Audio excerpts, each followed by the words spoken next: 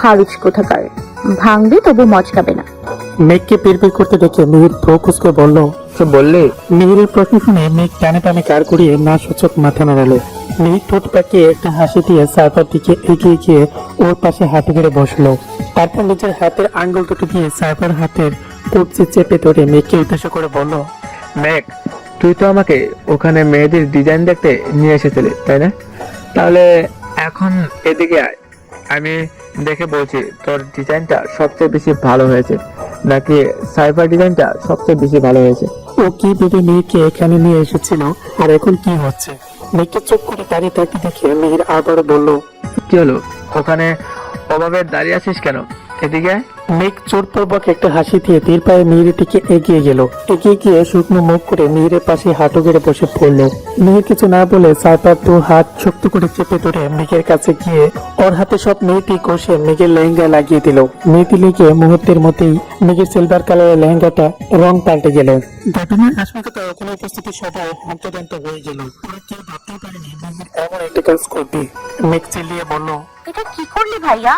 আমার লেহেঙ্গাটা তো একেবারে নষ্ট হয়ে গেল। মেঘের কথা শেষ হতে সাইফার নিজের হাতের দিকে তাকিয়ে বলল, ও শিট, আমার পুরো হাতে মেহেদি একদম লেপটে গেছে। এবার আমি কি করব? মিহির একটা বাঁকা হাসি দিয়ে অনুতপ্ত হওয়ার পান করে বলল, I am very very sorry guys, এমন কিছু হবে সেটা আমি কখনো ভাবিনি। আসলে আমি তো সাইফার হাতের মেহেদির কালার কেমন হয়েছে সেটা দেখতে চাইছিলাম, কিন্তু জামা কাপড় মেহেদির গোসলে যে এটা এভাবে নষ্ট হয়ে যাবে সেটা আমার মনে ছিল না। এবার আমি কি করব? কথাটা বলতে বলতে মিহির সাইফার হাত ছেড়ে দিয়ে বসা থেকে উঠে দাঁড়ালো। মেঘু বসা থেকে দাঁড়িয়ে নিজের লেহেঙ্গার আঁচল টেনে ধরে মিহিরের দিকে তাকিয়ে তাতে দাঁত চেপে বলল, তুই এটা ইচ্ছে করে করেছিস তাই না? তোকে তো আমি পরে দেখে নিচ্ছি, আগে আমি আমার লেহেঙ্গা থেকে বাঁচিয়ে নিয়ে আসি। কথাটা বলে মেঘকে দ্রুত দৌড়ে বাসা থেকে চলে গেল। মেঘের পেছনে পেছনে সাইফাও দৌড়ে গেল। ওরা যেতে মিহির সাজেতে দিকে এগিয়ে গিয়ে ওর পাঞ্জাবের গলা ধরে টেনে ওকে বসা থেকে দাঁড় করিয়ে দিল। তারপর হুমকে সুরে বলল, এখানে যতদিন আসিস নিজের লিমিটের মধ্যে থাকবি, নাহলে এখান থেকে সরাসরি নিজের দেশে ফিরে যেতে পারবি না। বাড়িতে একটা অনুষ্ঠান চলছে, তাই আজকের মতো তোকে ছেড়ে দিলাম, তা না হলে। শেষের কথাটা শেষ না করে মিহির সাজিদকে ছেড়ে দিল। তারপর সারিকা আর আলিশার দিকে তাকিয়ে হালকা এসে নিজের চুলগুলো ঠিক করতে করতে ওখান থেকে চলে গেল। মিহির চলে যেতে সবাই ফোঁস করে একটা স্বাভাবিক নিঃশ্বাস ছাড়লো। একে ভুল করে নিজের ওয়ালেটটা রুমে ফেলে গিয়েছে, তাই ওটা নেওয়ার জন্য নিচ থেকে উপরের নিজের রুমে আসলো। ওর পিছনে পিছনে লিওনাও আসলো। একে লিওনের দিকে এক পলক তাকিয়ে নিজের মতো করে বিছানা উল্টে পাল্টে ওয়ালেটটা খুঁজতে লাগলো। এর মধ্যে হঠাৎ করে লিওনা এগিয়ে এসে পেছন থেকে একে শক্ত করে জড়িয়ে ধরলো। ঘটনার আস্মিকতায় একে কিছুটা চমকে উঠলো। তারপর নিজেকে সামলে নিয়ে কোড়া কোড়ায় লিয়ানাকে উদ্দেশ্য করে বলল, এইসব কি করছো লিয়ানা? দরজা খোলা আছে, দেখতে পাচ্ছ না? কেউ যদি এখন এখানে এসে পড়ে তখন আমাদের ব্যাপারে কি ভাববে? লিয়ানা একের পিঠের সাথে নিজের মাথা ঠেকিয়ে বলল, সবাই আপাতত নিচে আছে, তাই এখন এখানে কারোরই আসার চান্স নেই। আর তাছাড়া আসলেও বাকি, আমি যে তোমার গার্লফ্রেন্ড সেটা তো সবাই জানে। লিয়ানার কথাগুলো বলতে একে ঝটকা মেরে লিয়ানাকে নিজের থেকে সরিয়ে দিল। তারপর চোয়াল শক্ত করে বলল, সবাই যেটা জানে সেটার বাইরেও কিন্তু আরেকটা সত্যি আছে লিয়ানা, তাই নিজের লিমিটে থাকো, না হলে কিন্তু আমার থেকে খারাপ আর কেউ হবে না। লিয়ানা এগিয়ে এসে একের মুখোমুখি দাঁড়িয়ে অসহায় কণ্ঠে বলল, তুমি সবসময় আমার সাথে এরকম করো কেন একে? তুমি তো বেশ ভালো করেই জানো যে আমি তোমাকে ভীষণ ভালোবাসি, অথচ তুমি সবসময় আমাকে ইগনোর করে চলো। আজ অব্দি আমাকে কখনো নিজের মুখটা পর্যন্ত দেখতে দিলে না। আমার মুখ দেখার তোমার কোনো দরকার নেই, তুমি শুধু সেইটুকুই করবে যেটুকু তোমাকে বলা হবে। এর বাইরে যদি কিছু করার চেষ্টা করেছো তাহলে আমি কি করতে পারি সেটা তো তুমি খুব ভালো করেই জানো।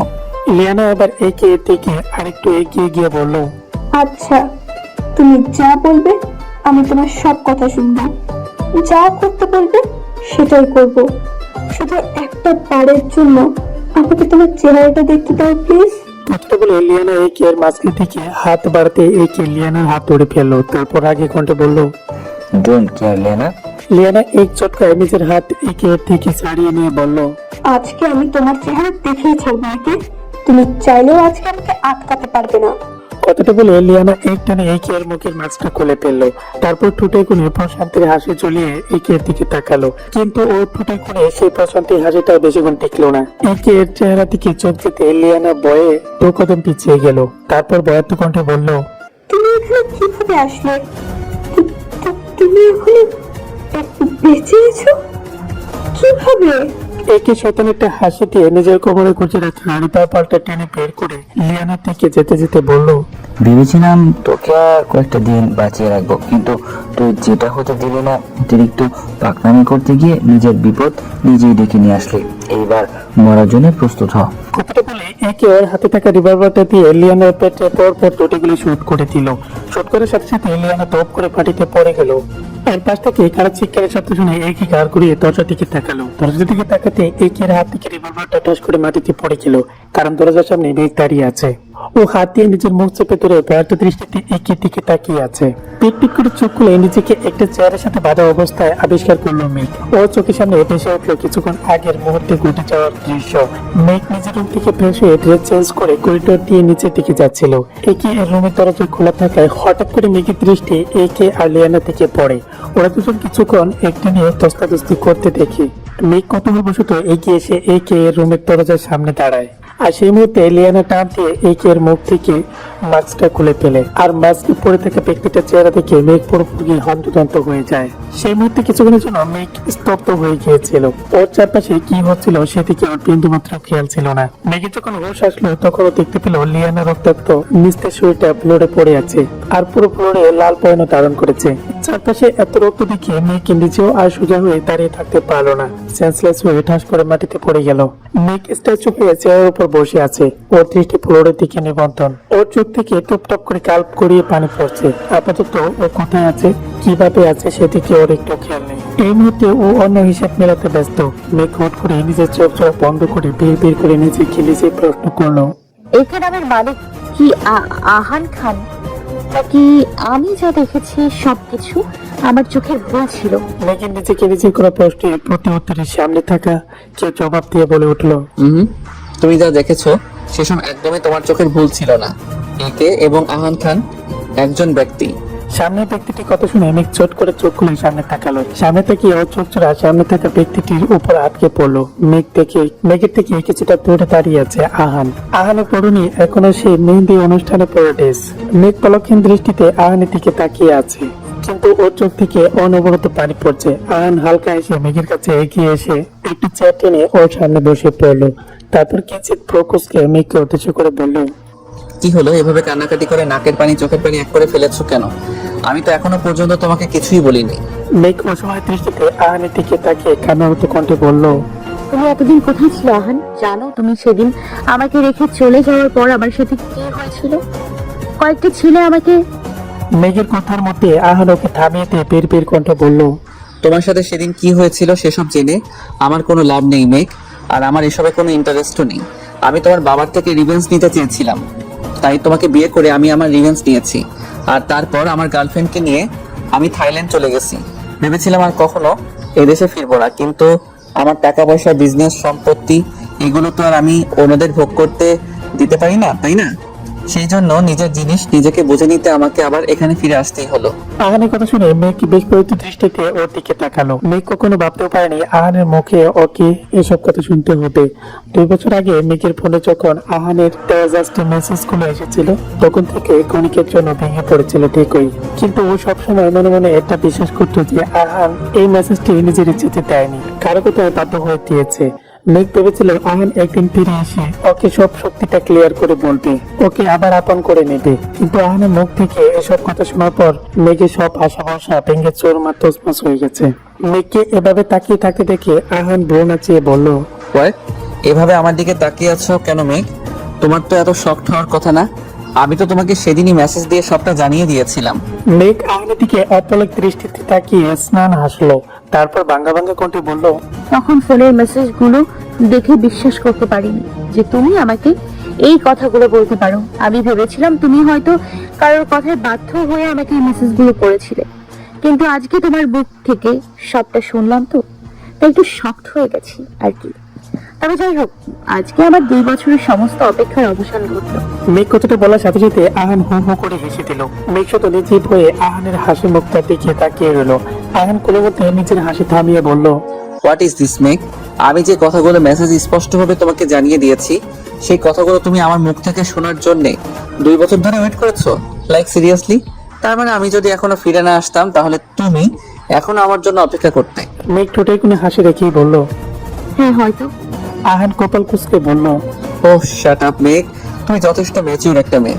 তোমাকে কাছে থেকে অন্তত আমি এই ধরনের স্টুপিড মার্কের কথাবার্তা আশা করি না। আরে পিছনে যাওয়া হয়েছে সবকিছু ভুলে গিয়ে মুভ অন করো। আমাকে দেখো, আমি এতদিন লিয়ানাকে নিয়ে কত সুন্দরভাবে নিজের লাইফটাকে এনজয় করেছি, আর তুমি? লিয়ানের নাম শুনতে মেঘের কপালে কিছুটা বাজ পড়লো। ও আহানের দিকে তীক্ষ্ণ দৃষ্টি নিক্ষেপ করে বলল, লিয়ানাকে নিয়ে যদি এতই শান্তিতে ছিলেন, তাহলে ওকে মারলেন কেন? আহান স্বাভাবিক কণ্ঠে বলল, কিছুদিন ধরে মেয়েটা অতিরিক্ত বাড়াবাড়ি করছিল, আমার কোনো কথাই শুনছিল না, তাই ওর উপরে যাওয়ার টিকিট কেটে দিলাম।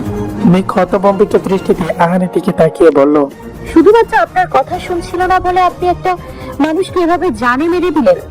আপনার মধ্যে কি মনুষ্যত্ব বলে কিছু নেই? আপনি কি পুরোপুরি একদম জানোয়ারে পরিণত হয়ে গেছেন নাকি? মেঘের কথা শুনে আহান মেঘের দিকে তীক্ষ্ণ দৃষ্টিতে তাকালো। তারপর দাঁতে দাঁত চেপে বলল, মুখ সামনে কথা বলো মেঘ, না হলে তোমার অবস্থাও লিয়ানার মতো করতে আমার 1 মিনিটও সময় লাগবে না। মেঘ চাড়ে মেরে বলল, হুমকি দিচ্ছেন আমাকে? আপনার কি মনে হয় আমি আপনার এই সব কথা শুনে ভয়ে মরে যাব? For your kind information mister Ahan Khan, আমি আপনাকে একটু ভয় পাই না। আহান তাকে এসে মেঘের দিকে ঝুঁকে ওর মুখের উপর এলোমেলো হয়ে পড়ে থাকা চুলগুলো ওর কানের পেছনে গুজে দিতে দিতে বলল। ভয় পাও না ঠিক আছে, কিন্তু ভয় পেতে কতক্ষণ? মেঘ মাথায় জায়গা দিয়ে আহানের হাতটা ছড়িয়ে ফেললো। তারপর চিলিয়ে বলল, don't touch me mister Ahan Khan. আপনার এই নোংরা হাত দিয়ে আমাকে ভুলে স্পর্শ করার চেষ্টা করবেন না। আমি আপনাকে হেট করি। মেঘের কথাটা আহানের কানে আসতে ও নির্বিকার ভাবে কিছুক্ষণ মেঘের দিকে তাকিয়ে রইল। তারপর বসা থেকে দাঁড়িয়ে মেঘের হাতে পায়ে বাঁধন খুলে দিতে দিতে বলল, তুমি হেড করলেও আমার কিছু যায় আসে না, আর লাভ করলেও আমার কিছু যায় আসে না। শুধু একটা কথা সবসময় মাথায় রেখো, আজকে তুমি যা দেখেছো বা যা শুনেছো তার থেকে একটা কথাও যদি কাউকে বলেছো, তাহলে তোমাকেও সোজা লিয়ানার কাছে পার্সেল করে দিব। কথাটা বলতে বলতে আহান মেঘের হাত পায়ের বাঁধন খুলে ফেললো। সারা পায়ে মেঘ বসা থেকে উঠে দাঁড়িয়ে পড়লো। তারপর আহানের মুখোমুখি দাঁড়িয়ে কড়া কণ্ঠে বলল, আপনার এসব সস্তার হুমকি নিজের পকেটে রাখুন। আমি এক্ষুনি গিয়ে সবাইকে সবটা বলে দিব। ওদেরও তো জানা উচিত ওরা সব সময় যাকে এতটা ভালোবেসছে সে এখন কতটা নিচে নেমে গেছে। কথাটা বলে মেঘ রুমের দরজা থেকে এগিয়ে যাওয়ার জন্য পা বাড়াতে আহান মেঘের হাত চেপে ধরলো। তারপর ওর হাত টেনে ধরে ওকে নিজের সামনে দাঁড় করিয়ে দিয়ে বলল, কোথায় যাচ্ছ আর কাকেই বা বলতে যাচ্ছ? তুমি কি জানো যে এই মুহূর্তে তুমি কোথায় দাঁড়িয়ে আছো? আহানের কথা শুনে মেঘ প্রশ্নবোধক চাহনিতে ওর দিকে তাকালো। আহান মুখ বাঁকিয়ে হেসে বলল, তুমি এখন আমার বাংলোতে দাঁড়িয়ে আছো, যেখানে আজ অব্দি আমি আর আমার লোকরা ছাড়া কেউ ভিতরে ঢুকতে পারিনি, আর আমার অনুমতি ছাড়া কেউ বের হতেও পারিনি। সো আমি যদি না চাই তাহলে তুমি এখান থেকে কোথাও যেতে পারবে না। মেঘ জারা মেরে নিজের হাতটা আহানের দিকে ছাড়িয়ে নিয়ে বলল, আমাকে আটকে রাখার সাধ্য আপনার নেই। আমি তো এখান থেকে বের হবই, দেখবো আমাকে কে আটকায়। ওকে, চেষ্টা করে দেখতে পারো। মেঘ আর কোনো কথা না বলে হন হন করে রুমটা থেকে বেরিয়ে পড়লো। তারপর সিঁড়ি দিয়ে নিচে নেমে এসে মেঘ দরজা লক করলো। দরজা খুলে বাইরে তাকাতেই মেঘ দেখলো বাইরে চারপাশে কালো পোশাক পরে গার্ডও দাঁড়িয়ে আছে। মেঘ কারো কোনো তোয়াক্কা না করে বাসা থেকে বের হয়ে সামনের দিকে হাঁটা ধরলো। কিন্তু দোকান যেতেই কোথা থেকে দুটো কুকুর এসে মেঘের সামনে কেউ কেউ করে উঠলো। মেঘ ভয় পেয়ে মাম্মাম বলে জোরে একটা চিৎকার দিয়ে এক দূরে আবার বাসার ভিতরে এসে ঠাস করে দরজাটা লক করে দিল। এদিকে আহান সিঁড়ির কাছে দাঁড়িয়ে দাঁড়িয়ে মেঘের কাণ্ড দেখে হাসতে হাসতে কুটি কুটি হয়ে যাচ্ছে। মেঘ বুকে হাত দিয়ে জোরে জোরে নিঃশ্বাস নিচ্ছে। আহান হাসতে হাসতে বলে উঠলো, কি হলো ম্যাডাম? দুটো কুকুর দেখেই সব সাহস ফুস হয়ে গেল? এইটুকু সাহস নিয়ে আপনি এতক্ষণ আমাকে অ্যাটিটিউড দেখাচ্ছিলেন? মেঘ রাগের দৃষ্টিতে আহানের দিকে তাকিয়ে বলল, দেখুন, বেশি বাড়াবাড়ি করবেন না। আপনার গার্ডদের বলুন কুকুর দুটোকে ওখান থেকে সরিয়ে নিয়ে যেতে, না হলে কিন্তু খুব খারাপ হয়ে যাবে। বলবো না, দেখি তুমি আমার কি করতে পারো। মেঘ এবার বিরক্ত বড় কণ্ঠে বলল, আহান প্লিজ আমাকে যেতে দিন, আমার এখানে একদমই ভালো লাগছে না, আমি বাসায় যাব। আহান ডোন্ট কেয়ার একটা ভাব নিয়ে এগিয়ে এসে সোফার উপরে বসে পড়লো। তারপর বলল, আমি কি তোমার হাত পা বেঁধে রেখেছি নাকি? দরজা তো খোলাই আছে, সাহস থাকলে চলে যাও। মেঘ রাগে ফুসতে ফুসতে এসে আহানের উল্টো দিকে সোফার উপরে মুখ গোমরা করে বসে রইল। আহান কিছুক্ষণ মেঘের পা থেকে মাথা অব্দি পর্যবেক্ষণ করে শান্ত কণ্ঠে বলল, দেখো, এখন তোমার এখান থেকে যাওয়ার একটাই পথ, সেটা হলো তুমি আমার সব শর্তগুলো মেনে নাও, তাহলে আমি নিজে তোমাকে ওখানে নিয়ে যাব। আর না হলে যতদিন পর্যন্ত না আমি আমার লক্ষ্যে পৌঁছাচ্ছি ততদিন পর্যন্ত তোমাকে এখানেই থাকতে হবে। আহানের কথা শুনে মেঘ গম্ভীর মুখে কিছু একটা ভাবতে লাগলো। আহান আবারও বলল, একবার ভেবে দেখো মেঘ, আমার শর্তটা তুমি যদি মেনে না নাও তাহলে তুমি এখান থেকে কোথাও যেতে পারবে না। তোমাকে অনির্দিষ্ট কালের জন্য এখানে আটকে থাকতে হবে। আর ওইদিকে তোমার ফ্যামিলির লোকজন তোমাকে খুঁজে না পেয়ে পাগল হয়ে যাবে। আবার এমনও হতে পারে যে তোমার বাবা তোমাকে খুঁজে না পেয়ে হার্ট অ্যাটাক করে সোজা উপরে চলে গেল। তার থেকে ভালো তুমি আমার শর্তগুলো মেনে নিজের ফ্যামিলির কাছে ফিরে যাও, আর আমি আমার কাজগুলো করে চুপচাপ নিজের গন্তব্যে চলে যাই। মেঘ কিছুক্ষণ চুপ থেকে বলল, ওকে, আমি আপনার সব শর্ত মানতে রাজি আছি, কিন্তু আপনাকে আমার একটা শর্ত মানতে হবে। আহান শুরু চোখে মেঘের দিকে তাকিয়ে বলল। কি শর্ত? মেঘ বসা থেকে দাঁড়িয়ে চিবিয়ে চিবিয়ে বলল, আপনি নিজের টাকা পয়সা সম্পত্তি নিয়ে সারা জীবনের জন্য আমার লাইফ থেকে দূরে চলে যাবেন। ভবিষ্যতে কখনো আর আমাদের কারোর সাথে যোগাযোগ করার চেষ্টা করবেন না, কারণ আমি চাই না আপনার মতো নোংরা মানসিকতার মানুষের কোনো ছায়া আমাদের কারোর লাইফে পড়ুক। আর হ্যাঁ, যাওয়ার আগে ডিভোর্স পেপারটাই সাইন করে যাবেন। আপনার মতো চিটারের জন্য মেঘের লাইফে আর কোনো জায়গা নেই। আজকে থেকে আপনার আর আমার পথ সম্পূর্ণ আলাদা। মেঘের কথা শুনে আহান কিছু বলল না। ও মলিন একটু হাসি দিয়ে উপরে যাওয়ার জন্য পা বানালো। পিছন থেকে মেঘ কঠিন সুরে বলে উঠলো, I really hate you Ahaan. আমি আমার লাইফের সবচেয়ে বড় ভুল করেছি আপনার মতো কুকুরের চেয়েও অধম একটা মানুষকে ভালোবেসে। আপনি যদি কখনো মরেও যান না, তাও আমি কখনো আপনার মুখ দেখবো না। I just hate you. মেঘের কথাগুলো আহান স্পষ্ট শুনতে পেল, কিন্তু কিছু বলল না। পিছনে ঘুরে একবার তাকালো না। মেঘের কথাগুলো আহান স্পষ্ট শুনতে পেল, কিন্তু কিছুই বলল না। পিছনে ঘুরে একবার তাকালো না। সামনের দিকে তাকিয়ে হন হন করে সিঁড়ি পেয়ে উপরে উঠে গেল। সকাল 8:15। ড্রয়িং রুমে বসে আহির, মিহির, অপি সহ ওদের সমস্ত কাজিনরা আড্ডা দিচ্ছিল আর গতকালে মেহেদি অনুষ্ঠানের তোলা পিকগুলো দেখছিল। মেঘ সিঁড়ি পেয়ে নিচে নেমে ড্রয়িং রুমের সবার দিকে এক পলক তাকিয়ে কিচেনের দিকে চলে গেল। কিচেনে গিয়ে সকালে নাস্তা বানাতে মীরা রহমানকে হেল্প করতে লাগলো। কিছুক্ষণ পর মীরা রহমান মেঘকে উদ্দেশ্য করে বলে উঠলো, কালকে অত রাত পর্যন্ত তুমি একের সাথে কোথায় ছিলে মেঘ? মীরা রহমানের প্রশ্ন শুনে মেঘ খুব স্বাভাবিকভাবে বলল, প্রজেক্ট নিয়ে একটু ঝামেলা হয়ে গেছিল, তাই আমাদের দুজনকে এমার্জেন্সি একটু অফিসে যেতে হয়েছে। মেঘের কথা শুনে মীরা রহমান শান্ত দৃষ্টিতে মেঘের দিকে তাকালেন। তারপর শীতল কণ্ঠে বললেন, যেখানে যাও আর যাই করো সবসময় একটা কথা মাথায় রাখো, তুমি কিন্তু এখনো আহানের ওয়াইফ। মীরা রহমানের কথা শুনে মেঘের মাথাটা হুট করে গরম হয়ে গেল। ও খানিকটা রাগী কণ্ঠে বলল, মাম্মা প্লিজ, আমাকে অন্তত ওই লোকটার ওয়াইফ বলে সম্বোধন করো না। ওই লোকটার আমার হাজবেন্ড হওয়ার কোনো যোগ্যতাই নেই। ওই লোকটা ঠকিয়েছে আমাকে, ও একটা বিশ্বাসঘাতক। মীরা রহমান ব্রোকুসকে বলল, কিসব বলছো মেঘ? তোমার মাথা ঠিক আছে? আগে তো কখনো আহানের ব্যাপারে এসব বলেনি তুমি, তাহলে আজকে হঠাৎ করে এসব কথা কেন বলছো? মেঘ দাঁতে দাঁত চেপে বলল, আগে তো জানতাম না যে ওই লোকটা একটা প্রতারক, তাই কখনো বলিনি। মীরা রহমান খানিকটা কড়া গলায় বললেন, আগে জানতে না তো এখন কিভাবে জানলে? আহান এসে তোমার কানে কানে বলে গেছে যে ও তোমাকে ঠকিয়েছে? এখানে জানাজানির কি আছে মাম্মা? যে লোক বিয়ের প্রথম দিন একটা নির্জন রাস্তায় নিজের বউকে একা ফেলে রেখে চলে যায়, সে প্রতারক নয় তো কি? মেঘের কথা শুনে মীরা রহমান মেঘের দিকে কিছুটা এগিয়ে এসে ওর মাথায় হাত রেখে নরম সুরে বলল, আহান নিশ্চয়ই কোনো ঝামেলার মধ্যে পড়েছিল, তাই সেদিন তোমাকে ওখানে একা রেখে যেতে বাধ্য হয়েছে। না হলে ও কখনো তোমাকে ওখানে একা ফেলে রেখে যেত না। ছোট্টবেলা থেকে আমি নিজের হাতে ওকে মানুষ করেছি, আমি খুব ভালো করে চিনি ওকে। আমি জানি আমার আহার আর যাই করুক না কেন কখনো কোনো মেয়েকে ঠকাতে পারে না। মীরা রহমানের কথা শেষ হতে মেঘের ঠোঁটের কোণে বিপ্লবের একটা হাসি ফুটে উঠলো। আজ অব্দি মেঘ আহানের দেওয়া লাস্ট মেসেজটা কাউকে দেখায়নি, কারণ ও কখনো চায়নি সবাই আহানকে খারাপ পাবো। ও তো সবসময় আহানের ফিরে আসার জন্য অপেক্ষা করছে, অথচ সেই অপেক্ষার ফলাফল এখন জিরো। মীরা রহমান মেঘের মাথায় হাত বলিয়ে দিতে দিতে বলল,